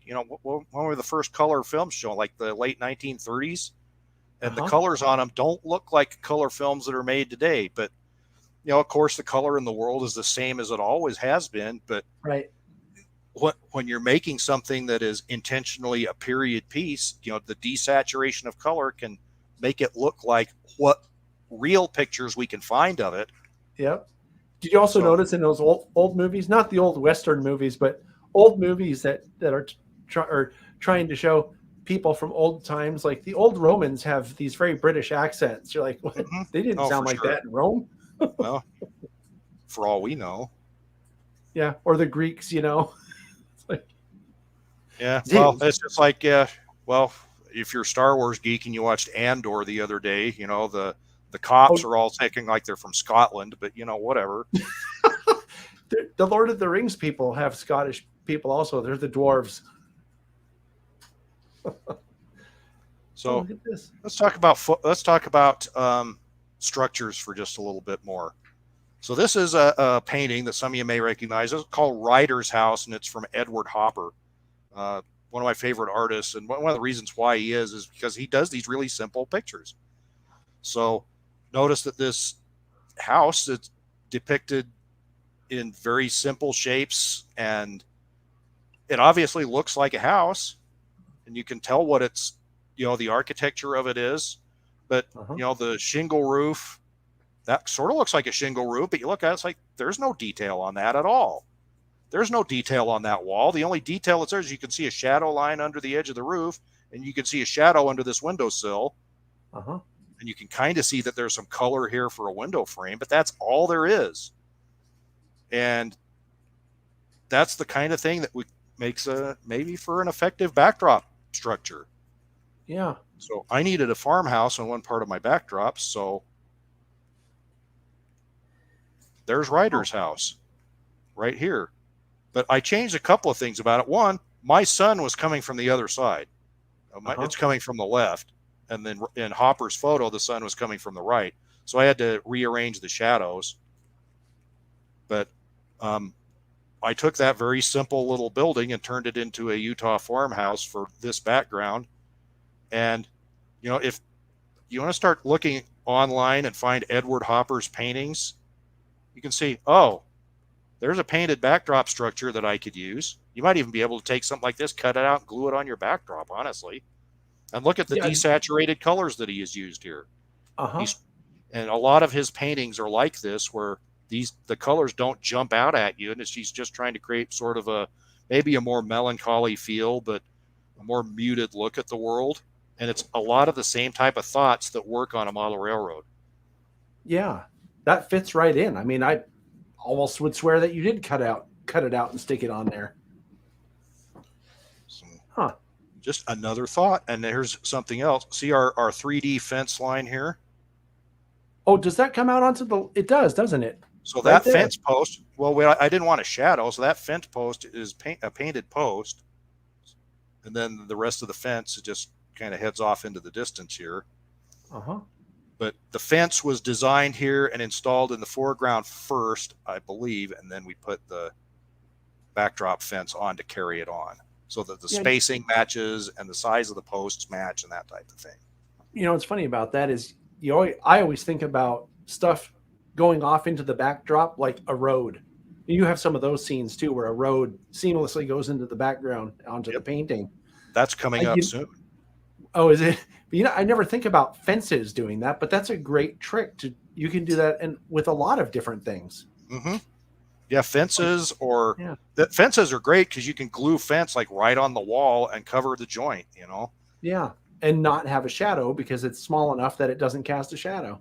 Exactly. Or nothing noticeable, right? Oh, what do you know? So here's a road going into the backdrop.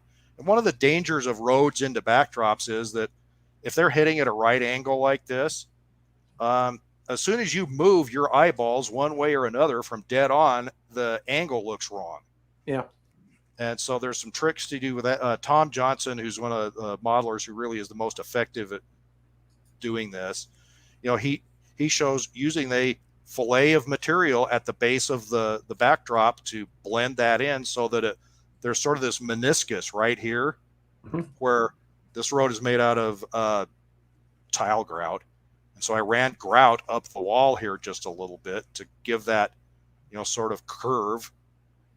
So you don't see a hard line here, but there's a tar patch that runs across this road, here and there. So that line became a tar patch. Mm-hmm. And then I've got some others that go across here. And in person, you can see those quite a bit better.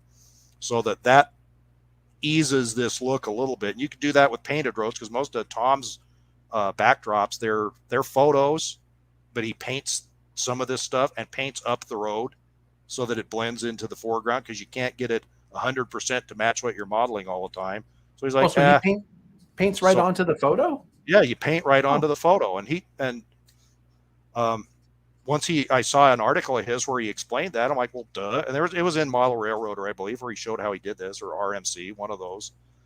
So he just painted right on the photo. So I had this thing painted, and then when I built the road in front of it, it didn't quite match what I had painted there. So I repainted the road to match what was here on the foreground and used the same paint on both of them. Right. Oh, interesting. So this is tile grout, but it's painted tile grout. Yeah. Didn't think about that, but since you are painting your layout, like the physical layout, you can use the same colors. Duh. Yeah. Huh. And I put this building right up against the backdrop here, and where there's a shadow here, can't get rid of the whole thing, but I hid most of the shadow with a tree. Uh-huh. And when you move off just a couple inches to the left of this scene over here, this building blocks the view of the road. So you don't see a weird angle where these two meet because the building hides it. Yeah. It looks like the building on the right. Yeah, that does too, Same thing, right? So the gas station over here and the truck and so on, when you move over to the right, there's a tree here behind it that starts to hide this. But with that and the buildings, and things like this speed limit sign is glued to the wall. Yeah. So there's no shadow behind it. So the backdrop meets the edge of the gas station right here. So the parking lot runs right up against the backdrop, and then the backdrop starts at the edge of the parking lot right here. And then there's another driveway that's just a little tiny bit beyond that I made sure it's the same color as this driveway, so that your eye says, oh, well, there's all these driveways and stuff headed off. And it just helps hide the fact that there's this joint right here. Yeah. And you can't hide everything. Like there's this building over here. There's just like a 2 inches behind it. I couldn't put enough there. So, oh, well, there's a shadow. Bummer. I'm not going to rearrange my whole room to just put a spotlight to get rid of that stupid shadow. It's like, It's toy trains. You can live with it, or you can walk out the door. I was gonna say, you're pretty good at this electric train set stuff, Rob. Yeah, that's what I do with my electric toy trains. Yeah. And here's another backdrop transition. And here it's like, if you can get away with not doing a right angle, it helps. Mm-hmm. And so I've got a road here that kind of has its ups and downs as it heads across the valley floor into the distance. And again, there's some tar patches here. So somewhere in here, there's a tar patch that's running parallel to the wall, more or less. But since this road heads off at an angle and kind of curves, it's easier to hide because you don't have that harsh line where it's like zip straight up. So having this go off at an angle helps to hide it. So whenever you can do something like that rather than the right angle, you're farther ahead. And again, here's a sign glued straight to the wall, so you miss the transition here. Yeah. It's not real obvious. You can see a little bit of shadow off to the side, but that's about all. Well, I mean, there is some relief to that, right? So you can't get rid of shadow. You can't totally hide it. It's on posts, and it does stand off about 1/8 of an inch. Yeah. There's a question that came up that I'm guessing you probably won't talk about this, but have you seen anyone attempt digital backdrops yet?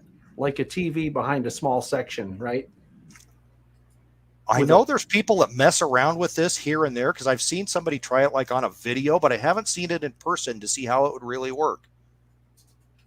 It's really an intriguing idea. And as we get better technology, imagine what it would be like if you could just have a screen that you could plop onto the backdrop behind a railroad, probably on a small railroad, like a little shelf switching railroad would be the easiest, but something that maybe you have a VR set up to where as you move around as a viewer, maybe it changes the perspectives a little bit.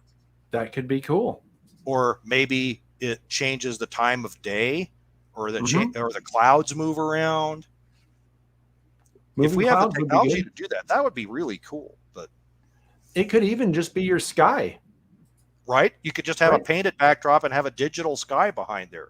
Yeah. And let that kind of change. They have something kind of similar to that at the NMRA exhibit in Sacramento. I don't know if you've been there yet, but they have a bunch of pieces of layouts on display, and it's like a jumbotron wall of clouds. It's not really a backdrop, but it is an interesting idea. Next time you're out, I haven't been to the museum since they put that in, so I need to get back there. Next time you're out here, you got to check it out just to see. I mean, as an introduction to this idea of having moving clouds in a backdrop setting. It's pretty cool. Hey, your arrow disappeared. What happened? I think we've gotten to the end. Oh, that means it's time for other questions. Yep, photo number 31. We have reached the end, and it's about the time that I expected to be done, about 11:30 my time. Oh. So, do you want to stop the screen share, John? Yeah, let's stop the screen share, and we'll just BS here. Now, if someone asks a question that you have to reference back, I still have the thing up here that I can bring back. I can bring back with the touch of a button. Technology. Robert, is amazing. Yeah. Robert Darby made an interesting comment, and maybe this would be a great place to kind of go look and see how they did it, because, Disneyland,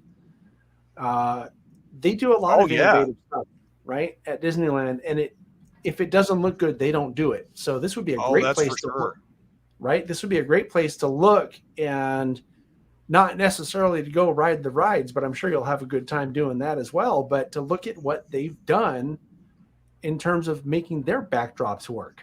Well, and one other thing to think of here too is if you've watched any of the stuff on the making of the Disney's Mandalorian series, where they have that set that's the volume, they call it, it's like the circular thing with the LED screens and all that in the background. So instead of using physical sets, they just create it in digitally. That's the type of thing that we maybe is the future of model railroading, where we could create, varying scenes, and maybe you could try out different scenes. Like if you had the model railroad equivalent of the Mandalorian set, where you could, stand in the middle of that and broadcast on your screen this big LED thing. I mean, think of the possibilities for modeling that we could have there. Just really cool stuff. But way beyond anything that I'm doing. I'll just stick with my paintbrushes and stuff until I really hit the jackpot. Sure. Well, I mean, the thing is, though, that your paintbrushes really work. So it's not like you could even use both. Like I was saying, you could just cut out where the sky goes, right? And make that sky line the sky that's a screen. That could be a really effective thing.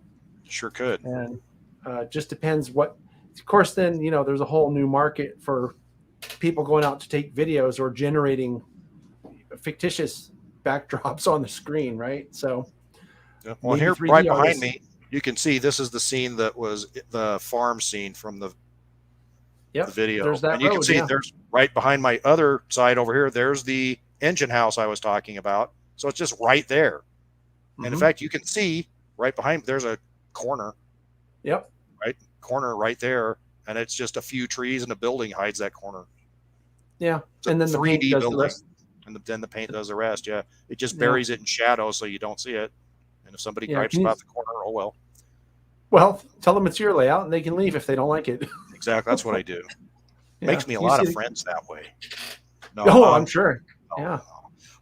What is, that's an interesting question. What's my all-time favorite background scene on a model railroad? It could be your own, actually. Oh, gosh. You must have seen some, though, right? I've seen some, and there's some, and it's like I've got images floating through my mind of places I've run into on layout tours and things where I'll just be at somebody's layout. I don't want to pick on anybody and say that scene was great, but there's a lot of modelers in our hobby that do fantastic backdrops, and they may not be the ones that you would think of that it's like, oh, well, that guy's a pro artist or something. One of my favorite backdrops, John, is somebody you mentioned already, Dave Adams.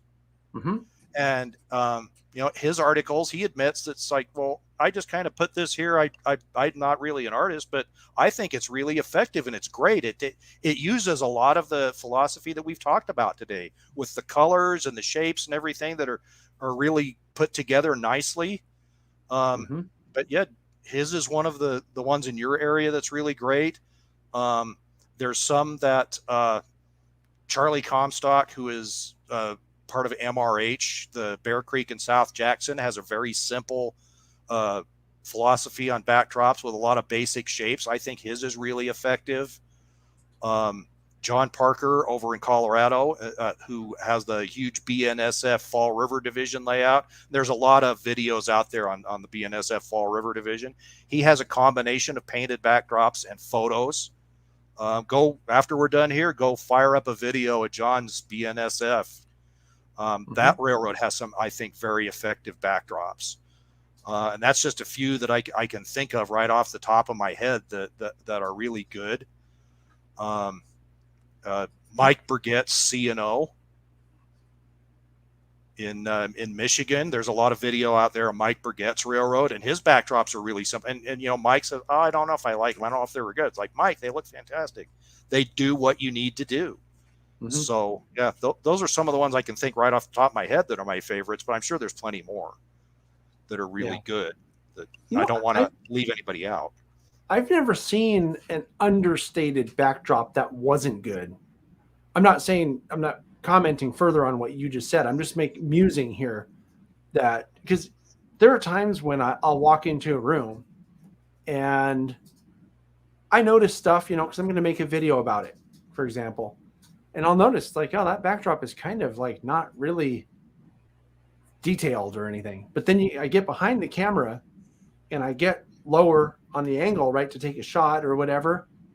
And it's like, wow, that backdrop really works because it provides this scene in the background that is not overwhelming and that just works. Like you wouldn't think that if you saw it as a painting somewhere, you would think, oh, well, that painting sucks. I mean, you know, I don't know if you'd think it that way, but seeing it as part of the overall story, it just really works.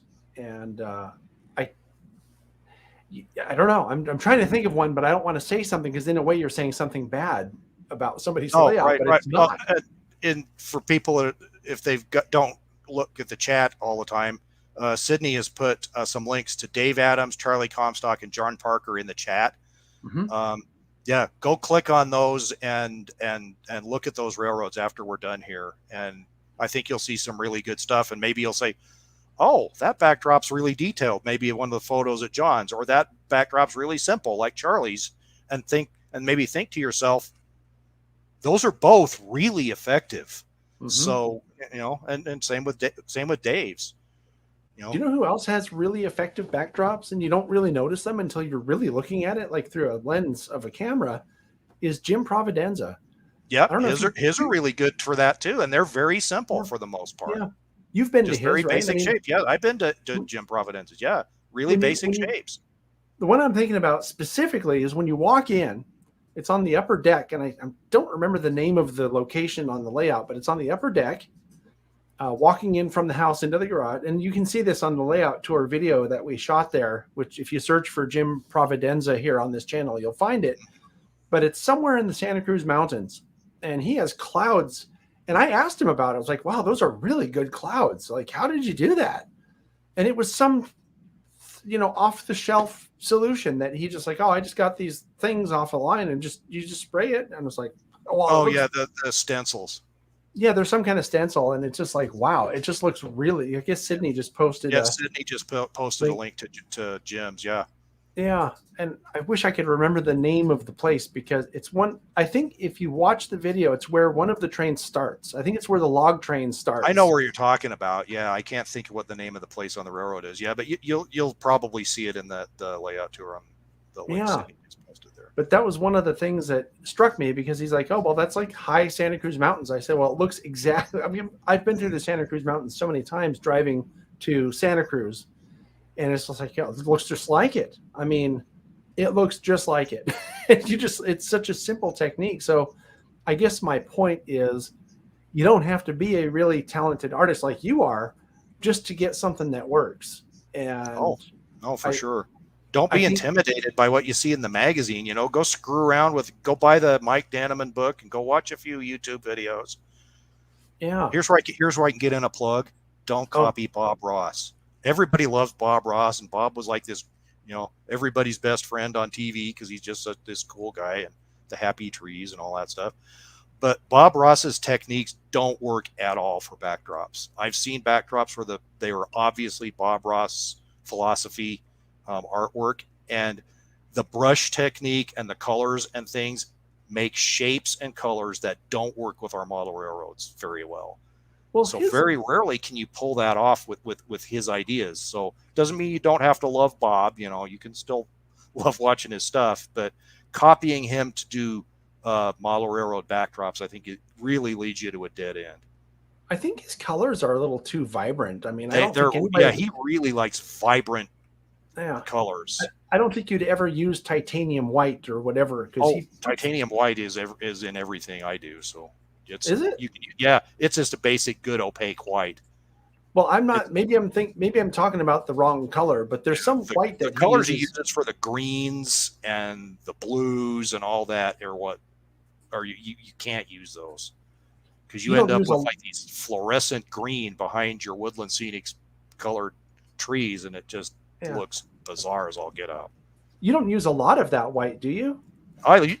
Pretty much every color in this backdrop here, except for the foreground greens, has that white in it.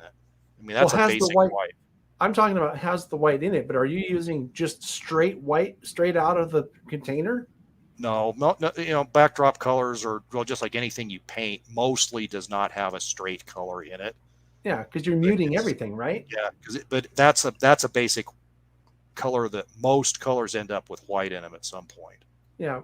I guess what I'm saying is that you wouldn't take it because he takes it straight out of that little squishy out thing and just puts it on there. And it's like, we have to put highlights. The technical, I think that's a tube, John. I don't want to get too technical for audience. Yeah, it is a tube. Thank you. What would I call it? A container? Squishy thing. A squishy thing. Well, you could use that if you were painting my hair because that looks white. Right. You could do that. But you wouldn't want me as your backdrop, though. I'm not going to touch that. Yeah, we're getting into the self-deprecating about that. Yeah, the self-deprecating humor is coming, or as someone I knew called it self-defecating humor. Oh man, you're making it weird, John. Sorry, I do that sometimes, But there's I'm not going to go there. I was going to say something else. one thing that I wanted to ask you about, because we kind of talked about this in the car when we were driving to that layout, which was like, how do you not make it too good, right? To where it detracts away from the scene. Is it just something where you have to do it and then look at it and go, or can you give people like a secret sauce of how to it's experimenting, and I think every scene on your railroad has a level of how good it needs to be and how much detail it needs to have. For the most part, you don't need very much. I think places that don't have a lot of foreground stuff that you're trying to tie into, like a city scene, they need the least amount of foreground detail, and the backdrop can be of a much lower, resolution and quality. And where you're tying into a foreground scene that has that detail, maybe you want a little bit more. That's why I think some of the layouts that use photo backdrops for urban areas are pretty effective, because it's hard to get all of the detail that you really would want into a painting. But you can use like photos for the foreground structures and then painting for something that's behind it. So it really varies. I don't know if there's a secret to it. It's just what looks right in that spot. But experiment, like we've all have, as we work on a railroad, scraps of foam, scraps of masonite, scraps sitting around. Paint backdrops on there and sit them behind your scene. Say, okay, do I like that? Does that look like what it needs to be, or do I need to add or remove detail? So, question: do we paint or airbrush foreground scenery to make it blend a bit more fluid? Sometimes I have used airbrushing to do that. Dry brushing I use a lot more. One of the reasons is that the colors that I use for the backdrop are typically things that don't play nice in an airbrush, and they like to clog it, like artist colors. Trying to thin those out and get the clumps and stuff out of them to where they really work well on an airbrush is not that easy. But I do a lot of dry brushing to accomplish that transition. So on the foreground, yeah, you'll have a backdrop color, the acrylic that's brushed on it. Doesn't it also change the color a little bit when you fade it by thinning it out to put it in an airbrush? Sometimes a little bit, because it's less intense. But that might actually be what you're looking for, because you want your backdrop to be subdued anyway, right? It might be. But yeah, I do a lot of dry brushing with the paint on the foreground. I like the idea, Rob, of having a piece of whatever cut out so that you can paint on it and then stick it back there and go, does that look good? Then if it doesn't, just take that out and try again. Yeah, if you hate it, it's just paint, cover it over, roller over it with something, start over. Yeah. I do a lot of that, experimenting around with something like on a piece of scrap material and then sit it behind the scene. Does this give me what I want? Yeah. Or, or like I was explaining earlier, create a basic shape of the scene and experiment with it that way before you commit to the effort to put the colors on it. So you say, does that shape work with what I'm doing? And if it doesn't, cover it and do it over until you got the right shape. Yeah. Do you sketch that out on a paper to try to get just the basic? Oh, here and there I've done that. Usually I'll do it on the wall with just maybe primer on the wall or something, and kind of draw it out a little bit that way. And then I can cover it up with paint later. Yeah, interesting. I think you talked about that at the clinic I sat in on, which I thought was a very interesting idea, because, I would think, just as someone who's never done this before, there's the wall, here's the layout, I want to get it right the first time. Well, you don't have to. No. You can screw around with it and paint over stuff, because like you said, it's only paint. Yeah, and there's a temptation. Sydney put a comment down there that says it would be hard not to be too precious with something you put your hours into. Yeah, that it's the sunk cost fallacy, right? Where we put the effort into something and we've like, well, I've spent so many hours on this, and it's with anything in the hobby. Like you spent many hours. I'm on revision 27 of this railroad. I can't plug it into CAD anymore. I'm just going to build it. Well, you've spent 200 hours designing it, just a total lump of something. Maybe you should just scrap it and start over, and realize that just because you put the time into it doesn't mean it's cool. And I think on our railroad, that's a really hard thing for us to get past, right? And I think we've all done that, where it's like, I don't want to paint that over, right? But I just spent hours and hours doing that. And then you come back down the next day, that really sucked. Yeah, you're just So doubling down on a mistake, right? you're just keeping a mistake around. So it's like, get out the paint roller, sand it off, you know, get rid of any sort of shape that's behind that thing and just do it again. Don't be so wedded to a bad, you know, bit of effort that you're afraid to change it. And, you know, 3D scenery or track, you know, anything on our layouts, it's easy to get wedded to some mess that we've created for ourselves. It's like, you know, rip that turnout out and put a good one in there rather than spending 20 hours fixing it. We got something here for the Chronicles. Just because you put the time into it doesn't mean it's cool. That explains most of my life. Right? Well, that goes for two of us, right? Three of us. That's the philosophy of life right there. You know, somehow I think that's related to the other quote that I like, which is never criticize your wife's mistakes because you're one of them. And in my case, that's precisely true. Like my kids go, you chose to marry this person. Right. What were you thinking? You should tell her that just because she put a lot of time into it doesn't mean it's cool. Yeah. I can respond back to my kids with that, and they don't appreciate that. So, yeah, we've had you around for 20 years. Oh, right. Okay. Dad, you went there. Ooh. Yeah, bring that around. Make that real for them. Yeah, make that go full circle. Oh, man. Well, I'm looking for more questions on the side here, and I'm not seeing a lot of stuff. Yeah, I anticipated we'd get a few more people asking some things. Don't be scared. Yeah, right. Last time we had all kinds of questions. Yeah, that's why I was thinking if I left half an hour for questions, we had 1 million questions last time, and this time, not as many. We could just turn it into the Rob and John comedy show, and then people will leave. That people, that'll drive them away. Yeah, the other thing that would be hard is it'll be hard to keep it clean if we do that. So we better not try that. Yeah. I mean, that would be boring trying to do comedy, but have it be clean. That wouldn't work. But does Sydney have the dump button? It's like, you know, whenever anybody says something off color, just beep. You know, this is live with no delay, so you can really. So I don't think that's gonna work. Yeah. Well, one thing I will say is, having seen the layout again, and every time I see it again, Rob, I was like, I got to get out there and we got to make a video about this thing because it's just a cool layout, you know. And I think that if we did a layout tour video together, that you could add a lot of this sort of philosophical stuff into that to give people more than just, oh, here's the train running through a scene. You could tell people how and why you built the scene the way you did. I think that would be a very interesting thing to watch. It would, because the philosophy of a layout, you know, we're just talking about part of it right here. Because, you know, you think about, you know, how to design a backdrop or something like that, but it's a holistic process if we really want to do it and create a finished product that's satisfying. The best railroads out there are the ones that have everything from the fascia to the backdrop all designed in one, you know, coherent approach. And I think that's what makes a layout really good and memorable, is that you can see that there was thought put into this and there's nothing jarring about it. It's like you walk into the room and you can see this is coherent. Yeah. And you know, I think we've all been to, you know, layout tours that you walk in on a layout and you can tell that the person didn't know what they really wanted out of life, and they just sort of started down a path, and then where do I go from here? I don't know.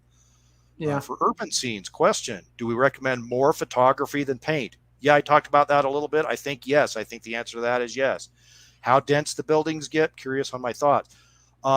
I recommend to people, if they're one of my friends that I'm helping with an urban scene, I've really recommended to them going to photos. And, you know, you can tie painted stuff into photos, but trying to do a photo behind a structure that has that level of detail to it, I think is the way to go. One of my absolute favorite backdrops, and I don't know how much there is on the web on this guy, a guy named Dick Trotter that lives in the suburban San Diego area. If you know him, the Coyote Pass and Northern or something like that. And I've been there a couple of times, and he has a backdrop guy who I believe worked in the motion picture industry, and he's really good with photo manipulation and things. And he has taken photos of model buildings. Like if Dick's foreground scene had a kit, the backdrop guy, name was Glenn. Glenn would manipulate a photo of that kit into part of the complex and glue that on the wall behind the building. And it would have the colors, the textures. Because one of the things with our model buildings is things like windows. The window mullions tend to be kind of thick, and the brick detail is a little exaggerated because of the tooling.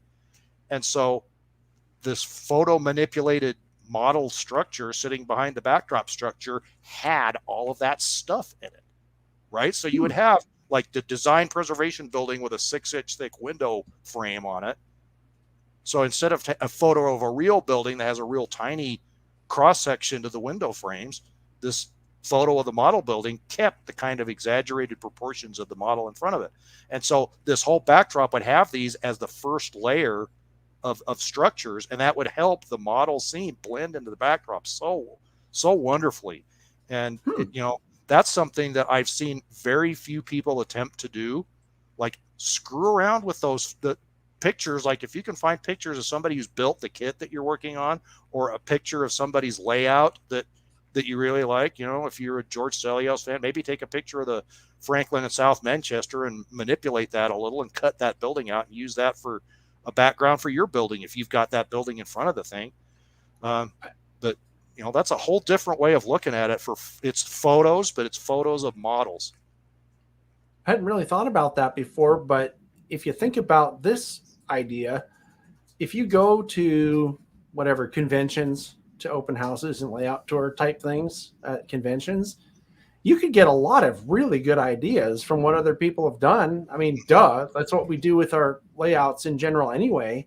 But if you pay attention to what people did for backdrops, I don't know. I mean, if you walk into a room and everything works, you should really look at everything. Maybe even ask if you can take some pictures, right? Oh, for sure. And most layout owners will let you take pictures. I mean, I don't care who takes pictures in here. Mm-hmm. And, I think one of the best parts of our hobby is finding ideas from somebody else that inspires you. Mm-hmm. And I'm inspired by all kinds of people that do different things. And sometimes they just act. Remember when we were at Al's on that layout tour, and we walk in and Al's got this funky little railroad in that back room, right? How cool was it? And there was just like a million little fun ideas in there, and just in something that was unfinished. And he says, well, I just like to cram a whole bunch of stuff in here because I wanted all this operation. And, how many good ideas did we pull out of that layout tour that day?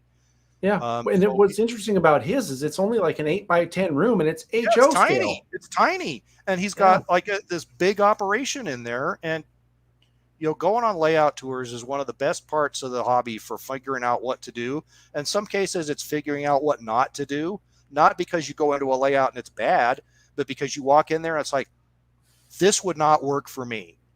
Mm-hmm. Like, this backdrop idea doesn't work on my railroad.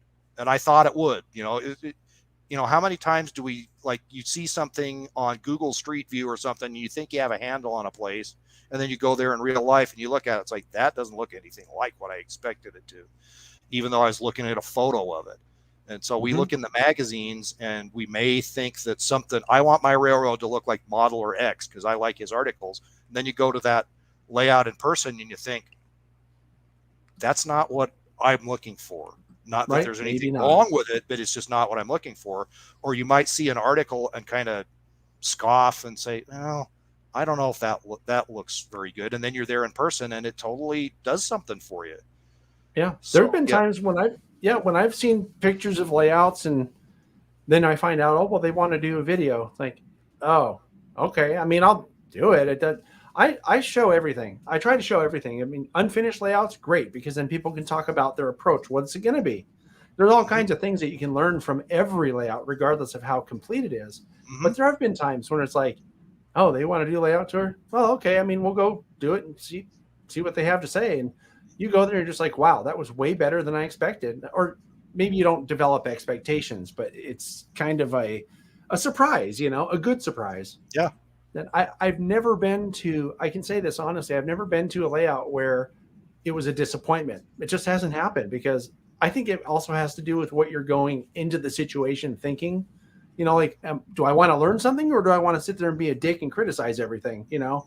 Yeah. And I've been to a layout or two that's a disappointment, mostly because if the person is, I'll mention that the guy's layout where he had a lot of dogs and he didn't clean up after them before people came in for the layout. Yeah, that's a different thing, though. That's a different thing, right? And so Yeah. that sort of colors your perception of what the whole railroad's about. But as far as the modeling itself, yeah, there's sometimes you can look at and say, you know, maybe you could have put a little more effort into this before you invited people over. But for the most part, you get a good idea of what works and what doesn't for yourself, and as you walk through somebody's house. There's very few times where you're disappointed on that you went to somebody's railroad on a tour. I mean, if layout owner's not a bonehead when you walk in and it just upbraids you and makes you just want to slam him, then you know there's always something that you can learn there, and you walk out of it as a good experience. Yeah, I think it has more to do with how you're. You know, it's like when Luke entered the cave. And Yoda said, "Only take what you need." Take only what you take with you. This chair, the paddle ball game, right? And the remote control, and this book of taco holder. That's all I need. That's all I need. The point is, going into a situation with a bad attitude, you're going to come away with a bad experience. So right. So anyway, well, I have to say that this was a very good experience, and I'm really glad that I was able to talk you into coming back on because I learned a lot again. There were a lot of really complimentary comments coming through the chat. We didn't post all of them, but if you go back and watch this later on, you'll see people really enjoyed the show. And I think you were very comprehensive with your presentation, as evidenced by the fact that we didn't have a lot of questions at the end. So good job, man. Oh, thanks, John. Thanks to everybody. I appreciated all the questions. This is a lot of fun. So. If you have any other ideas that we can play around with on here, John, I'm glad to come back. Yeah, well, I've told you before, you're welcome on it. You started off the series. You're welcome back anytime as a charter member. Oh, yeah, imagine that. That and $1 will get me a coffee at McDonald's. That's great. Well, I was going to say that we're going to send you a check for double the amount this time, since it was twice as good as last time. Oh, and fantastic! Next time you'll get it. You know. Just keep multiplying it out, man, because 3 times 0 is still 0. It's not going to get me any more of those tangent cars, that's for sure. Yeah, right. Or those exact rails, you know, those overpriced pieces of junk. No, let's be nice. If you drop anything on the floor, the ladders do fall off. That just happens. Yeah. Anybody watching will know that I'm completely being facetious. Right. But there is an inside joke behind this. There's an inside joke behind everything. There is somebody out there that used to. We figured out why he was picking on exact rail, but we won't go there. Oh, we did? I'm not sure I ever heard that, so we'll have to talk about that. That's an off the air. It's an off the air deal. Well, why don't you hang out here for a minute? We have a big thanks popping up on the screen. Thank you, Robert. And Robert, actually, I believe has been to your layout. He's a big WP fan. So lots of thanks coming through. Look at this. I think you have. Name sounds familiar. Yeah, he's a big WP fan. Am I related to yeah, see, somebody's Googled me there. Am I related to the serial killer? I don't think so. There's a serial killer? If you Google me, especially if you have like safe search off, you come up with weird stuff, and one of them is serial killers. There's a serial killer with my name, and I'm not sure. Wow, I'm related to him.